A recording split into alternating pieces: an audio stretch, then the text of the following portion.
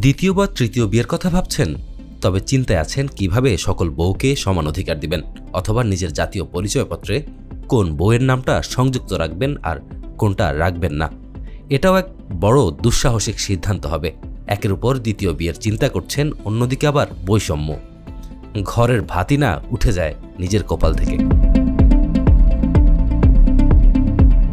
যাক, চিন্তার কারণ নেই। দ্বিতীয় বিয়ের চেষ্টাটা নিজ দায়িত্বেই করেন।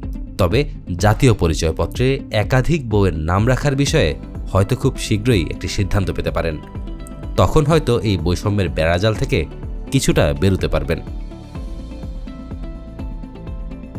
একাধিক স্ত্রীকে এবার সমান অধিকার দিতে জাতীয় পরিচয়পত্রে সংযুক্ত করা যাবে একাধিক নাম অথবা ডাকনাম। ভোটার হওয়ার ফর্মে এই বিষয়টি যুক্ত করার প্রক্রিয়া চলছে বলে জানিয়েছে জাতীয় পরিচয়পত্র নিবন্ধন অনুবিভাগের এক ঊর্ধ্বতন কর্মকর্তা।